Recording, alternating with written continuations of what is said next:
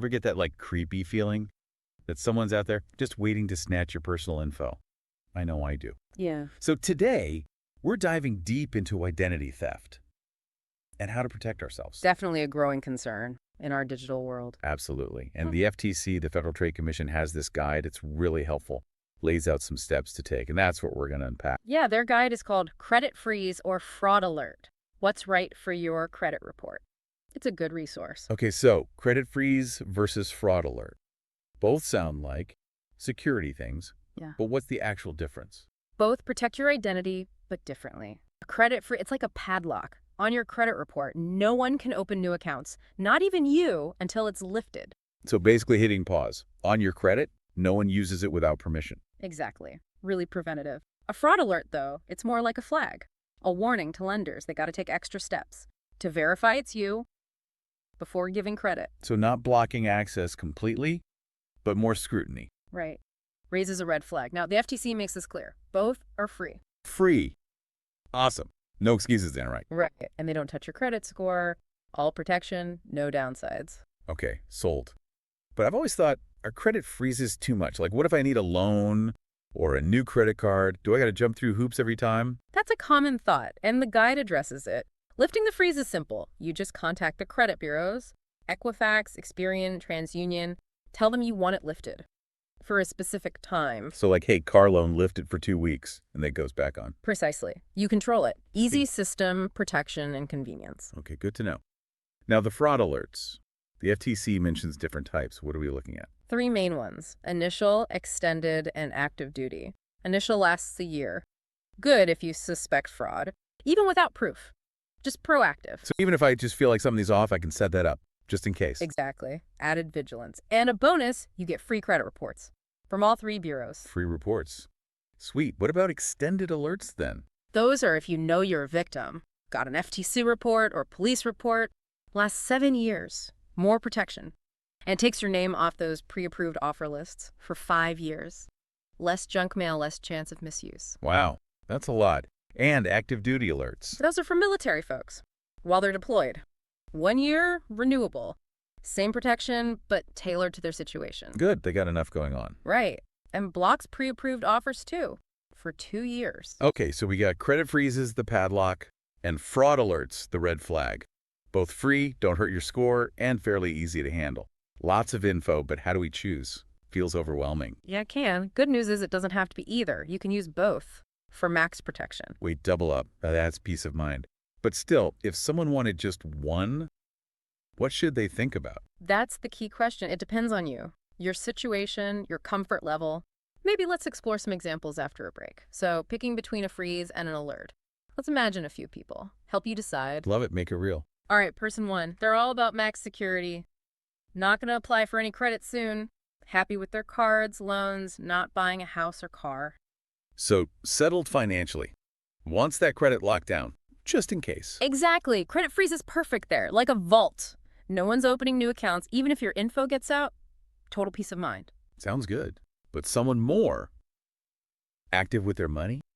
Planning a mortgage, refinancing, that kind of thing? Would a freeze be in the way? Not in the way, just needs a little planning. Remember, you can lift it temporarily. Anytime you need to apply for credit, just call those bureaus, tell them the dates. Usually takes a day, easy peasy. Not like a permanent roadblock then. Nope, all about balance, protection, but access when you need it. Gotcha. Okay, switching to alerts now. What kind of person benefits most there? Let's say someone worried about right now. Weird stuff on the bank statement or fishy email asking for info. Not sure it's identity theft, but want to be safe. That feeling, did I leave the stove on? Better check, just in case. Exactly. Initial fraud alert's perfect for that. Early warning. Lenders got to be extra careful with any applications in your name. Plus those free credit reports. Like a checkup while we're at it. For sure. Now, different story. You know you're a victim. Someone opened a card, made purchases, you name it. Scary stuff. What helps there? Extended fraud alert, no question. 7 years of protection, way harder for them to keep using your info. Like putting your credit on high alert. Lenders got to be super careful with anything touching your accounts. Precisely. Extra security guards on duty. Makes sense. Yeah. So to sum up, max security, no credit plan soon, credit freeze. Worried now or already a victim, fraud alert. And hey, if you want it all, use both. You got it. Tailor it to you. what you need, how much risk you're comfortable with. Speaking of risk, this has been on my mind. Freezes, alerts, all good. But are there limits, like times when they won't work? Super important point. Highlights that security's got to be multi-layered. These tools are strong, but not perfect. Someone can still use existing card numbers, bank info, that kind of thing. So we got to watch our accounts ourselves, too. Report anything weird right away. Absolutely. These tools are best alongside good habits, checking statements, avoiding scams, protecting info online, the whole 9 yards. Like a home security system. Yeah, Best, locks and alarms, but still got to close those windows, right? exactly. Security mindset all the time. This is good stuff. We went from feeling kind of helpless to like, we can do this. Yeah. But beyond us, what's being done bigger picture? Society, government, anyone tackling this whole identity theft thing? Great question. Deserves its own deep dive, really. Complex, lots of angles. Definitely feels like we're just getting started. We've covered how individuals can protect themselves. But what about those broader solutions? Let's jump into that next. Yeah. We've been talking about credit freezes, fraud alerts, all that. But like you said, it's bigger than just us, right? What's being done out there to fight identity theft, like society-wide, government, any of that? Absolutely. It's a huge challenge, needs everyone working together. One big thing is data security. Gotta be stronger. Companies, anyone holding our info, they gotta step up. Prevent those breaches from happening in the first place. So making them responsible for keeping our data safe. Exactly. More encryption, multi-factor authentication, all those security protocols. Make it tough for hackers to even get in. Right, makes sense. Harder to steal, less chance of becoming a victim. But what if it does happen? A breach, I mean. What then? That's where quick action comes in. Telling people fast. There's laws now. Companies got to notify you if your data's been leaked.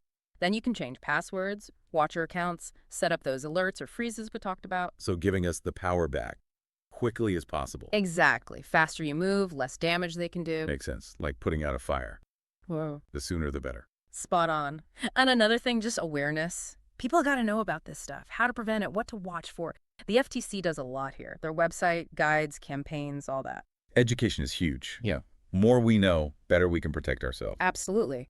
Give people the tools, the knowledge, so they can make smart choices. This is all good news. Sounds like there's a real effort going on. Oh yeah, progress is happening.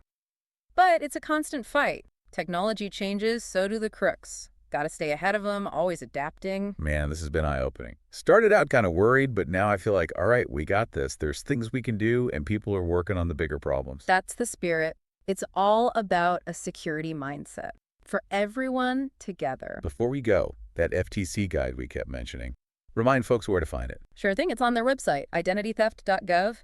Loads of info there. Freezes, alerts, what to do if you're a victim, you name it. Check it out. Bookmark that one, folks. Seriously useful stuff. Couldn't agree more.